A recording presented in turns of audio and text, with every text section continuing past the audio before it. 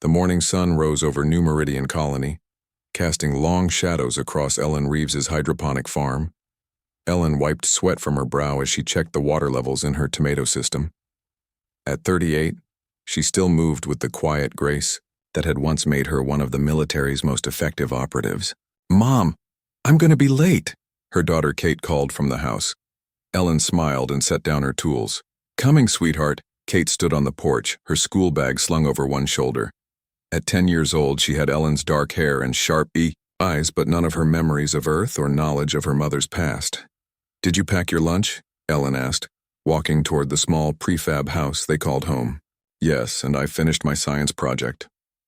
Kate bounced on her toes. "Ms. Winter says I might win first place in the colony fair." Ellen ruffled her daughter's hair. "That's my girl. Smart as they come." They walked together to the edge of the property where the transport shuttle would pick up Kate for school. Their farm sat on 20 acres of land at the edge of the settlement, far enough away to give them peace but close enough to reach town in an emergency. Ellen had chosen this spot carefully 5 years ago when they arrived from Earth. "See you at 4, Ellen said, giving Kate a quick hug before the shuttle arrived. As the shuttle disappeared down the dirt road, Ellen's smile faded. She turned to look at her land.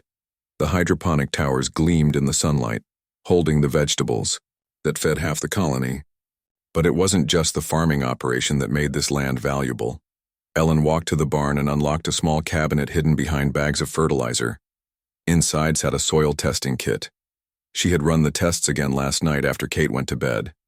The results confirmed what she had suspected since the first official visit last month. Her land contained high concentrations of xenorium, a rare mineral essential for spacecraft fuel. Ellen put the kit away and locked the cabinet. She wasn't supposed to have access to such advanced testing equipment, but old habits die hard and old contacts even harder. The sound of an approaching vehicle made her step out of the barn. A sleek government transport pulled up to her house, dust billowing around its wheels. Ellen straightened her work shirt and walked over, her face pleasant but unreadable. Frank Daniels, the colony magistrate, stepped out. He wore an expensive suit that seemed out of place in the dusty farming community. 2 men remained in the vehicle, their eyes hidden behind dark glasses. "Ellen, beautiful morning, isn't it?" Frank called out, his voice too loud for the quiet farm. "Morning, Magistrate Daniels. What brings you out this way again?" Ellen kept her tone friendly, though her instincts, the ones that had kept her alive through 3 wars, were humming with warning. "Please call me Frank." He smiled widely. "I was hoping to catch you before you got busy with the day's work. Got a minute to chat?" Ellen gestured to the porch. "Would you like some water? It's going to be hot today." "That would be lovely." They sat in the chairs Ellen had built from scrap metal and wood. From this spot she could see anyone approaching from any direction. "Another old habit. I'll cut right to it, Ellen," Frank said after taking a sip of water. "I've got the official offer here." He pulled out a tablet and handed it to her. "The Colony Council is prepared to pay 30,000 credits for your land. That's 5,000 more than we discussed last time."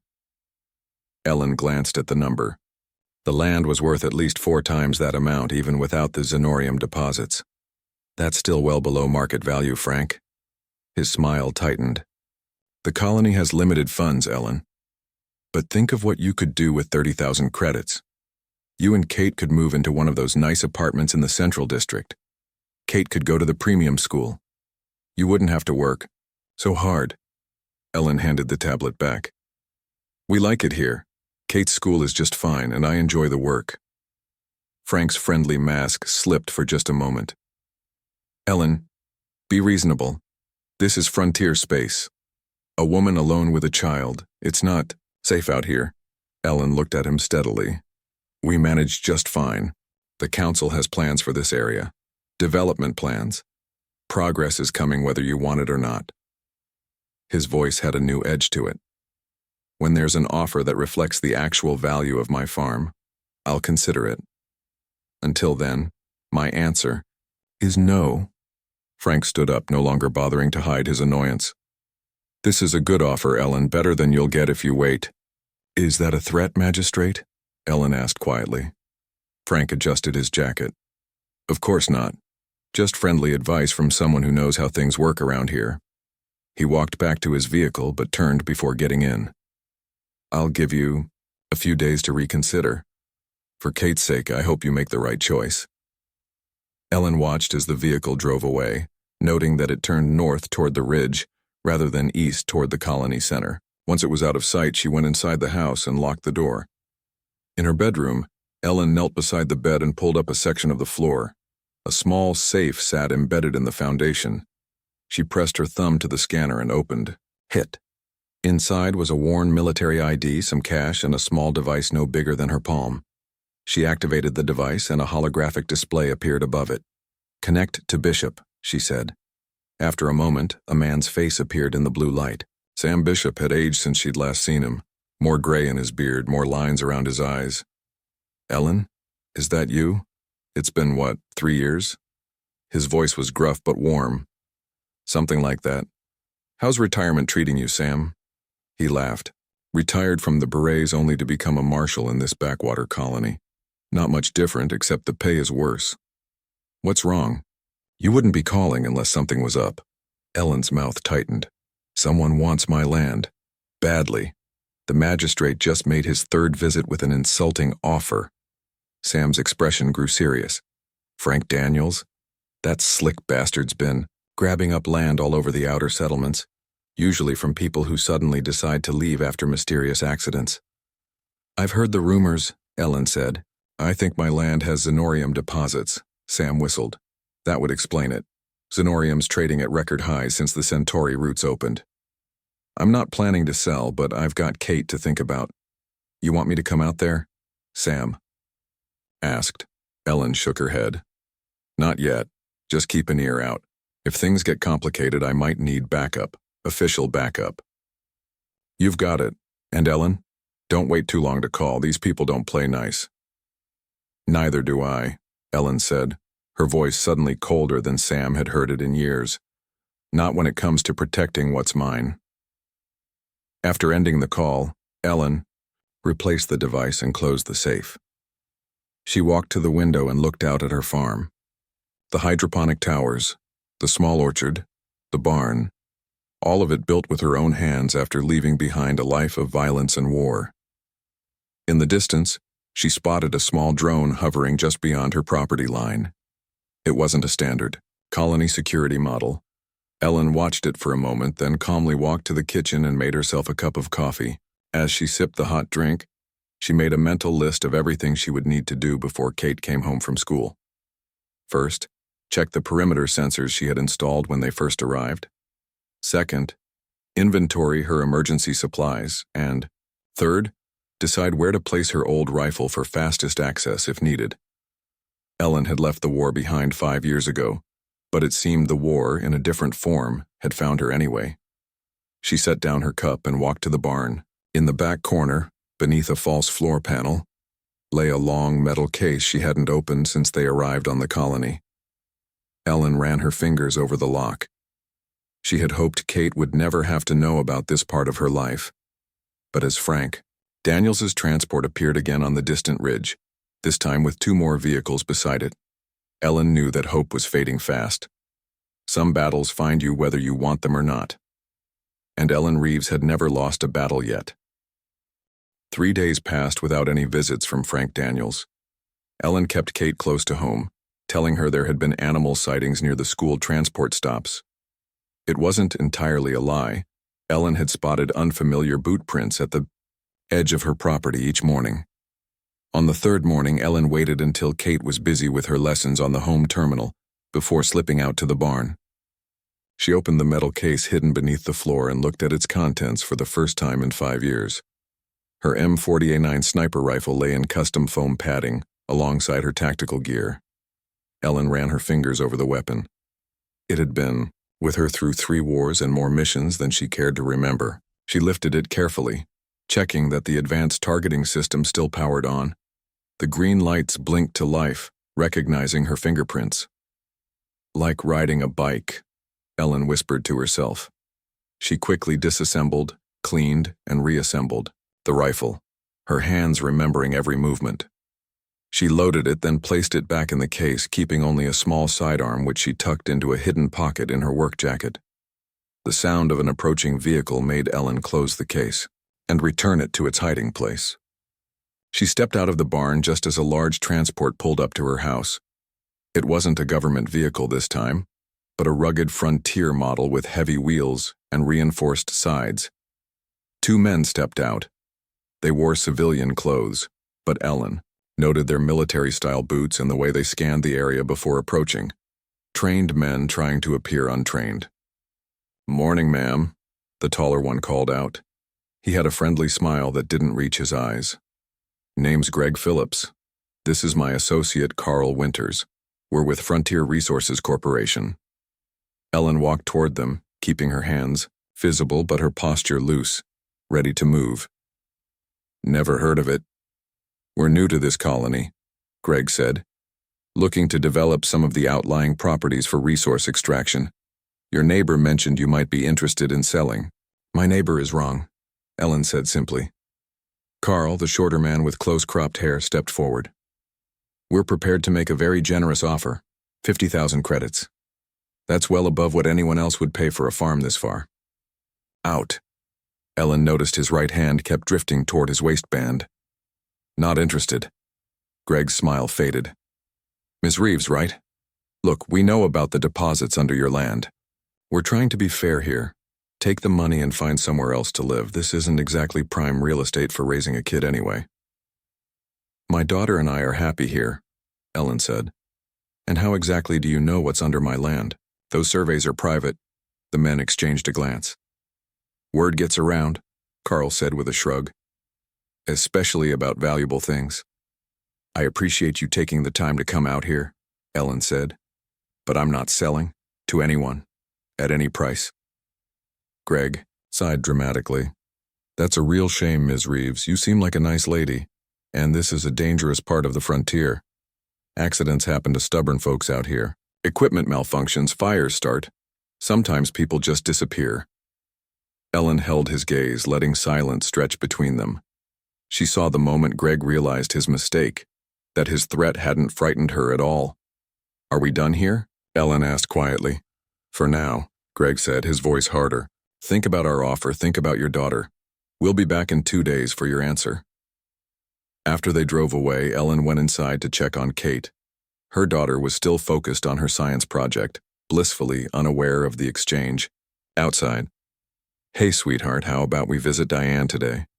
"I bet she'd love to see your project," Ellen suggested. Kate looked up with a grin. "Can I stay over? She said I could last time." "We'll see," Ellen said. Diane Miller was one of the few people Ellen trusted in the colony. A former combat medic, she now ran the medical clinic in town and had been a good friend to both Ellen and Kate since their arrival. An hour later, Ellen dropped Kate off at Diane's small house near the colony center. "Everything okay?" Diane asked, quietly as Kate ran inside to show her project to Diane's assistant. "Just some unwelcome visitors," Ellen replied. "Might be nothing. Might be something. Either way. You don't want Kate in the middle of it," Diane finished. "She can stay as long as needed. You be careful, Ellen." Ellen nodded gratefully and headed back to her farm. On the way, she stopped at the supply depot and purchased several items. Wire motion sensors disguised as garden ornaments, extra batteries, and some basic medical supplies. The clerk raised an eyebrow at her selections, but said nothing. Back. At the farm, Ellen worked quickly. She installed the motion sensors around the perimeter, concealing them among her existing decorative items. She reinforced the locks on all doors and windows. In the barn, she set up a simple alarm system that would alert her if anyone entered while she wasn't there. As evening fell, Ellen retreated to her house and powered down most of the lights. She sat in darkness by the window, watching her land, with patient eyes. Hours passed with no movement. Just after midnight, her patience was rewarded. A vehicle approached with its lights off, moving slowly down the road before stopping about half a mile from her property. Through her military-grade binoculars, Ellen could see 4 men getting out and spreading into the surrounding fields. She didn't move to confront them. Instead, she watched and waited, memorizing their patterns. They were conducting surveillance, likely planning for whatever accident Greg and Carl had threatened. The men circled her property but didn't cross the boundary lines. After about an hour, they returned to their vehicle and drove away. Ellen slept in short bursts for the remainder of the night, waking at the slightest sound. At dawn, she made herself a strong cup of coffee and called Sam Bishop.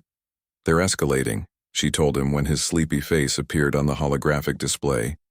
4 men watching the property last night. 2 came by earlier with threats barely disguised as an offer. Sam rubbed his face. "I did some digging. This Frontier Resources Corporation doesn't exist, at least not legally. But I tracked some money movement. Guess who's a silent partner in whatever operation is trying to buy up land around New Meridian?" "Frank Daniels," Ellen said. "Got it. In one. And he's not alone. There's someone with deep pockets backing him. I'm still working on who." Ellen nodded. "I've moved Kate to Diane's for now. When can you get out here?" Sam frowned. "That's the problem. I've been assigned to escort a prisoner transport to the capital. I leave in an hour and won't be back for 3 days at least." "Convenient timing," Ellen said dryly. "Too convenient. Someone wants me out of the way." Sam leaned closer to the display. "Ellen, I know you can handle yourself, but these people don't play by rules. Maybe take Kate and—" "I'm not running, Sam. This is our home," Sam sighed. "I figured you'd say that. Listen, I've got a secure storage locker at the transport hub. Code is your daughter's birthday. There's some equipment there that might help. Non-lethal stuff, mostly, but effective." "Thanks, Sam." After ending the call, Ellen walked out to survey her farm in the morning light. It wasn't much compared to the massive agricultural operations closer to the colony center, but it was hers. Built with honest work after years of doing things she'd rather forget. In the distance, she spotted another surveillance drone. This one hovered boldly in plain sight, no longer pretending to be passing by. A message, then. They wanted her to know they were watching. Ellen looked directly at the drone and smiled. Let them watch. They thought they were dealing with a stubborn farmer, a single mother who would be easy to frighten away. They had no idea who they were really dealing with. Ellen walked back to the barn and opened her hidden case once more. This time she removed her tactical gear and laid it out. The lightweight body armor, the specialized tools, the communication devices that no civilian should possess. If they wanted a fight, she would be ready. But first, she needed to visit that storage locker Sam had mentioned. Ellen checked her watch. She had less than 48 hours before Greg and Carl returned for their answer. By then, she would have an answer ready for them, just not the one they were expecting. Ellen drove into the colony center early the next morning. She kept her eyes on the road but noticed the same vehicle following her at a distance. They weren't trying very hard to hide their surveillance now. The transport hub was busier than usual, with cargo ships bringing supplies from the main planetary settlement. Ellen parked her truck and walked casually toward the storage units at the back of the complex. She punched in Kate's birthday at the keypad of Unit 17, and the door slid open with a soft hiss. Inside, a metal trunk sat against the wall. Ellen opened it to find exactly what she expected from Sam. Non-lethal defense equipment that was technically legal for civilian use, though rare on frontier colonies. She found stun grenades, smoke canisters, a more advanced motion detection system than what she had purchased, and a short-range signal jammer. Ellen packed everything into an ordinary-looking supply crate and loaded it into her truck. As she drove back toward her farm, she took a detour to visit Diane's house. Kate ran to hug her mother as soon as she walked in. "Mom, Diane let me help at the clinic yesterday. I got to organize all the medicine cabinets." Ellen smiled and hugged her daughter tight. "That sounds like fun, sweetheart. Can I come home today?" Kate asked. Ellen exchanged a look with Diane. "Not yet. Diane needs your help for a couple more days. I'm fixing some things at the farm." Kate's face fell slightly, but she nodded. "Okay, but I miss my room." "I miss you too," Ellen said, kissing the top of her head. "Be good for Diane." After saying goodbye, Ellen pulled Diane aside. "If I don't contact you by tomorrow evening, Take Kate and go to the Capitol. Use the emergency fund I gave you when we first arrived." Diane's eyes widened. "Is it that serious?" "Just a precaution," Ellen said. "But yes, I think it is." Ellen drove back to her farm, taking the long route to see if she was still being followed. The vehicle had disappeared, which concerned her more than if it had remained visible. As she approached her property, Ellen slowed down. Something felt wrong. She parked the truck a quarter-mile from her house and approached on foot, moving through the tall grass with the silent grace of her military days. From the cover of trees at the edge of her land, Ellen saw that her front door was slightly ajar. She circled around to approach from the back, drawing the small sidearm from her jacket. The house was quiet as she entered through the rear door. Inside, her living room had been ransacked. Furniture was overturned, and her daughter's books and toys were scattered across the floor. On her dining table, someone had carved a crude message. "Last chance. Leave or burn." Ellen holstered her weapon and surveyed the damage. They hadn't been looking for anything. This was just intimidation. She walked through the rest of the house. Her bedroom had been searched, the mattress slashed open. Kate's room was untouched, which Ellen took as a small mercy. She checked her hidden floor safe. It remained undiscovered, the military ID and emergency cash still secure inside. Ellen then went to the barn to check her other hiding spot. The case with her rifle was still hidden and untouched. Whoever had searched her house hadn't found either of her most important secrets. Ellen spent the next hour cleaning up the mess in her living room, putting Kate's books back on the shelves and righting the furniture. Then she went to work. First, she brought in the crate from Sam's storage unit and unpacked the equipment. She set up the advanced motion detectors at key points around her property, focusing on likely approach routes. She placed the smoke canisters in strategic locations where they could provide cover if needed. Next, Ellen went to the barn and retrieved her rifle and tactical gear. She set up a sleeping area in the barn's loft, where she would have a good view of the surrounding area but would be hidden from sight. She moved essential supplies there: water, food, medical kit, and ammunition. As evening approached, Ellen walked her property line, checking all her defensive preparations. She knew the intruders would likely return after dark. They had escalated, from threats to property damage. Violence would follow. Ellen prepared several false sleeping positions in the house, pillows arranged under blankets to look like a person in bed. She set small lights on timers to create the impression of normal evening activities. Then she retreated to her position in the barn loft and waited, her rifle assembled and ready beside her. The hours passed slowly. Ellen remained motionless, her breathing calm and even. This kind of patient waiting had once been her specialty during long surveillance missions. She ate a protein bar and sipped water occasionally, but otherwise remained still, watching through a small opening in the barn wall. Just after midnight, her patience was rewarded. One of her motion sensors sent a silent alert to her wrist device. 3 figures were approaching from the north side of her property, moving slowly through the darkness. Through her scope, Ellen could see they carried weapons, not the simple tools of farm raiders, but military-grade pulse rifles. Ellen watched as they cut through her fence line with laser cutters. One of them was younger than the others, moving with less confidence. As they came into better view, Ellen recognized him as Joe Daniels, the magistrate's nephew, who she had seen in town occasionally. The intruders were 20 yards from her house when Ellen decided to send her message. She aimed carefully at the ground near their feet and squeezed the trigger. The shot kicked up dirt just inches from Joe's boot. The young man yelped in surprise and fell backward. The other 2 men immediately dropped to the ground, scanning for the source of the shot. One of them fired wildly toward the house, energy bolts shattering a window. Ellen remained still, watching through her scope as they argued in hushed, panicked voices. After a moment, they grabbed Joe and retreated hastily the way they had come. Ellen watched until they were well off her property before moving from her position. She knew this wasn't over. It was just beginning. They now knew she was armed and willing to defend herself, but they didn't yet know who they were dealing with.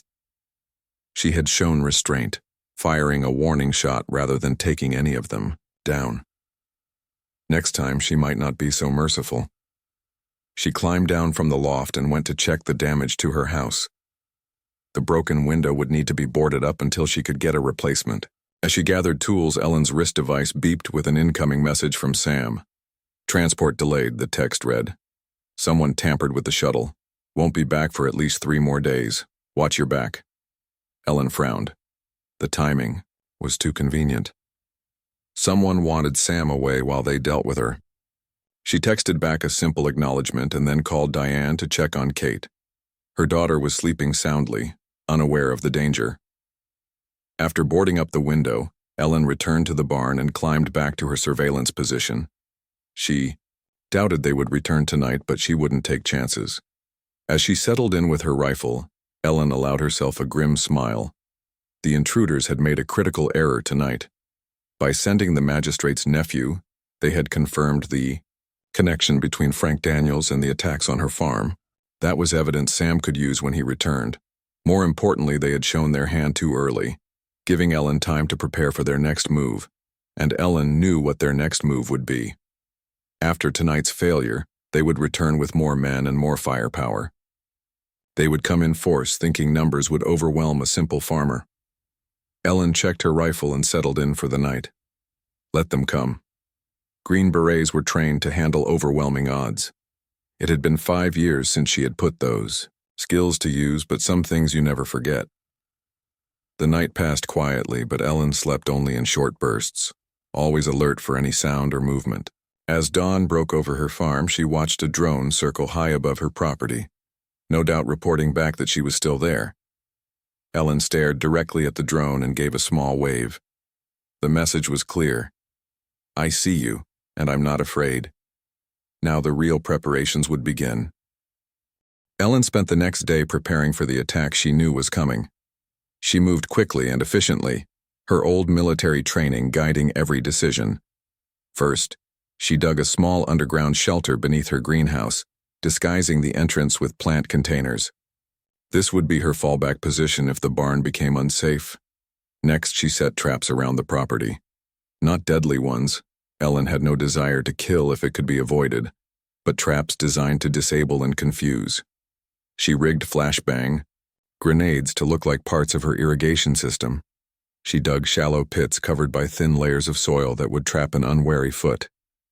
She placed proximity mines that would release incapacitating gas when triggered. By midday, Ellen paused for a quick meal and to check in with Diane. Kate was helping at the clinic again, happily sorting supplies and chatting with patients. Ellen felt a pang of longing to see her daughter but pushed it aside. Kate was safer away from the farm right now. Any sign of Sam? Diane asked over the comm. His transport was delayed. Deliberately, I think, Ellen replied. Has anyone been asking? About me or Kate? Diane hesitated. Frank Daniels came by the clinic this morning. Said he was checking on all colony citizens as part of his duties. Asked if I'd seen you recently. Ellen frowned. What did you tell him? That I hadn't seen you in days. He didn't seem to believe me, but he left without pushing. Keep Kate inside, as much as possible, Ellen said. And Diane, thank you.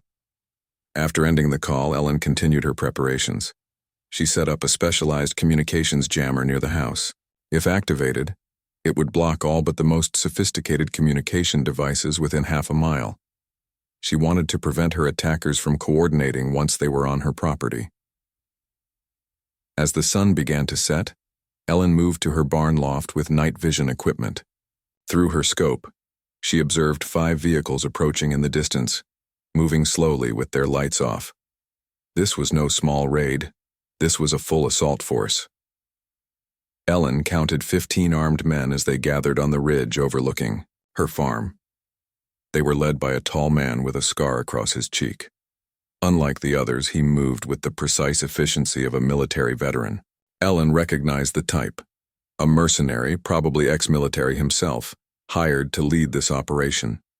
Through her enhanced listening device, she heard the scarred man address his team. All right, listen up.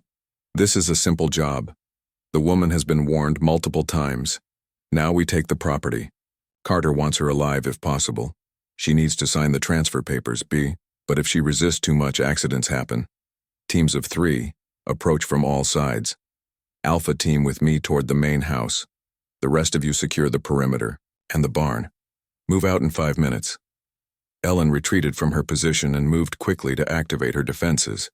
She triggered the signal jammer first, watching with satisfaction as several men tapped their communication devices in confusion.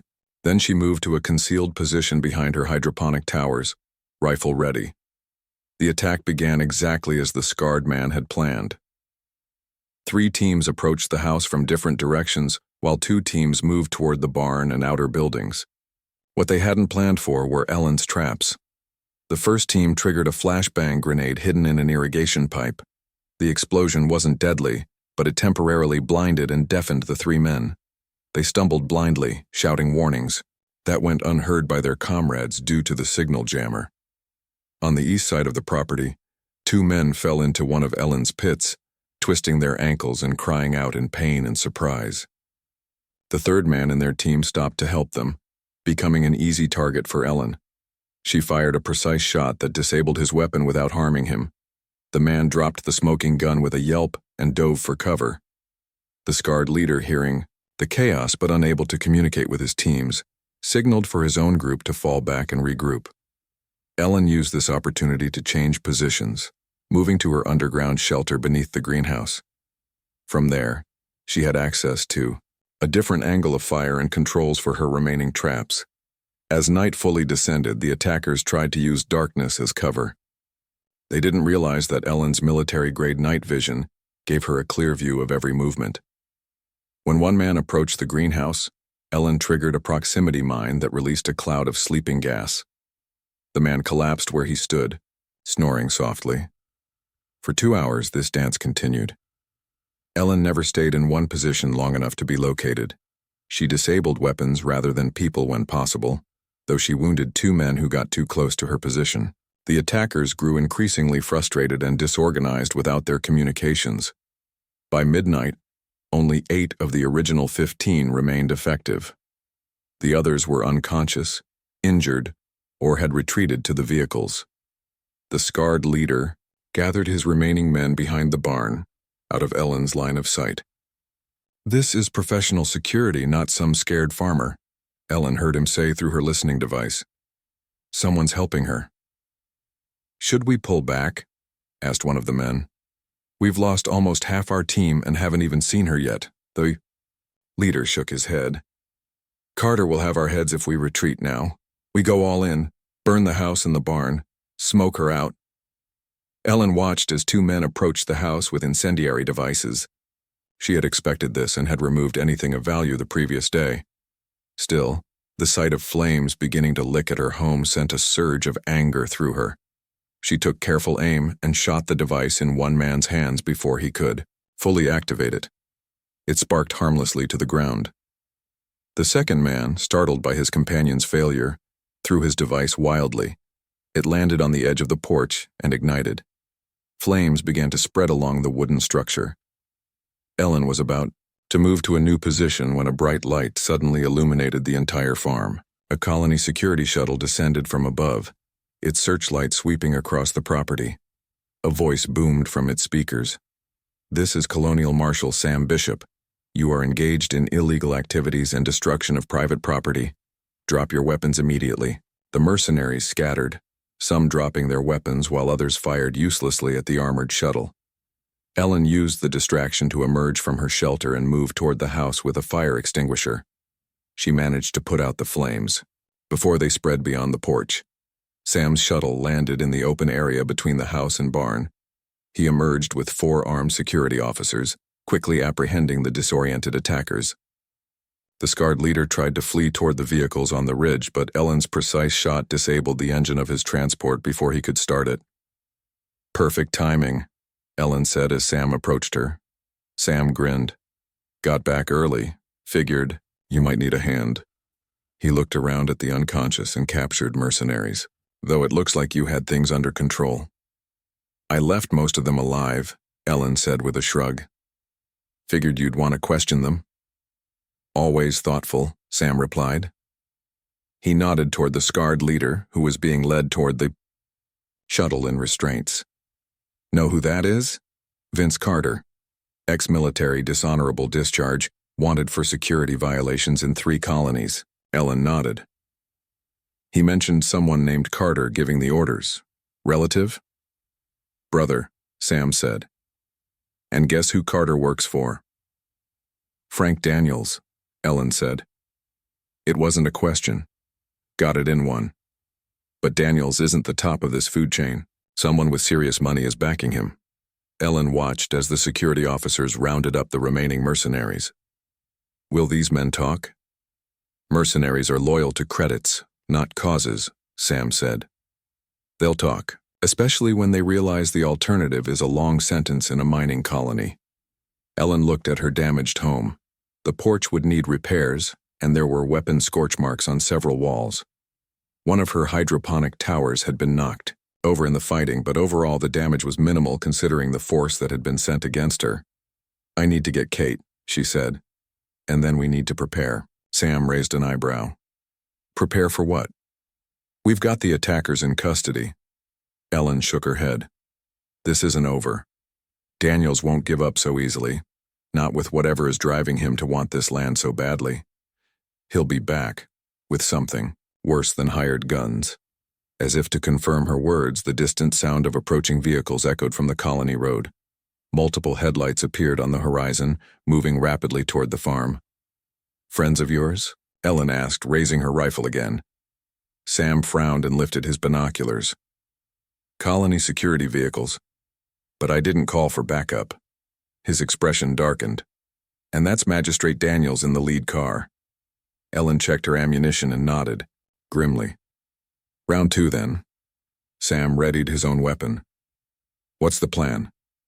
First, we get your officers and these prisoners to safety, Ellen said, her voice slipping into the commanding tone she had used during missions.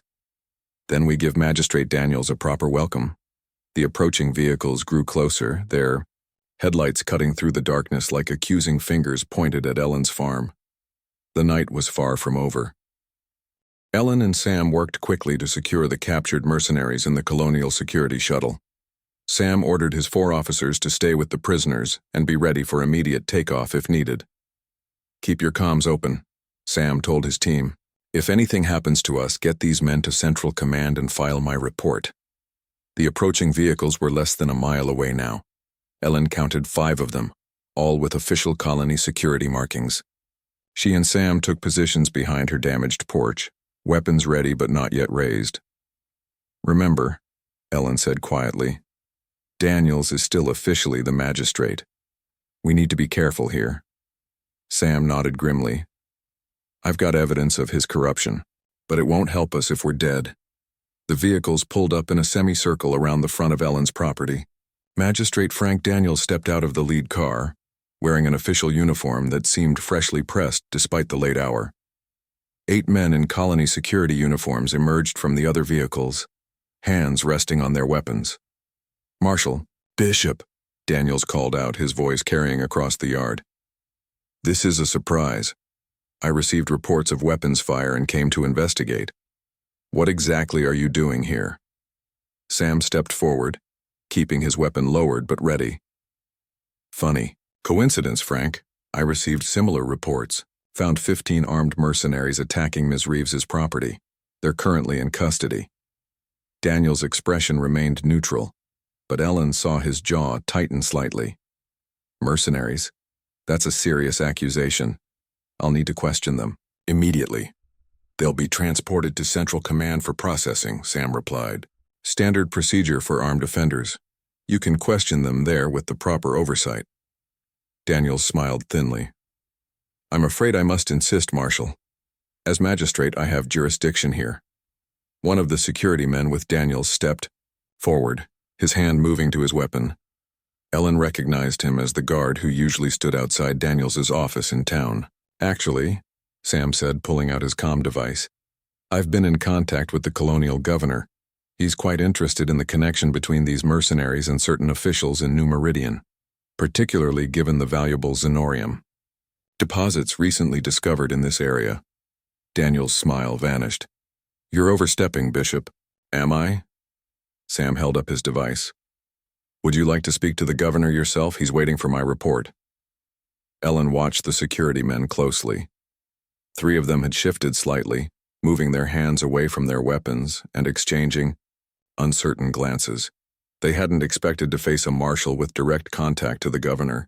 Daniels must have noticed it too. His confident demeanor faltered for a moment before he regained his composure.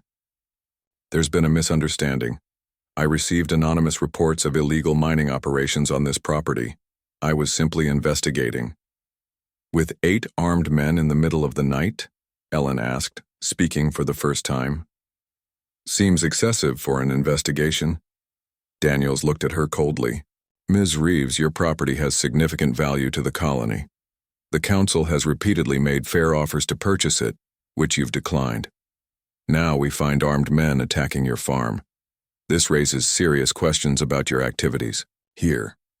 Ellen noticed he was trying to flip the narrative, to make her appear suspicious rather than a victim. It was a clever tactic and might have worked if she hadn't been prepared. Let me save you some time, Magistrate, Ellen said calmly. She pulled out a small device from her pocket and activated it. A holographic display appeared in the air between them, showing a recording of the scarred mercenary leader. In the recording, Vince Carter's voice was clear. Carter wants her alive if possible. She needs to sign the transfer papers. But if she resists too much, accidents happen. Another voice asked, and Daniels approved this? Daniels doesn't care how we get the land as long as we get it. His partners want those xenorium deposits, and they're paying us well to deliver. Ellen switched off the recording. I have several more hours of similar evidence, all safely backed up in multiple locations. The security men were now openly looking at Daniels with suspicion. One of them, a younger officer, stepped away from the magistrate. Daniels's face had gone pale, but he rallied quickly.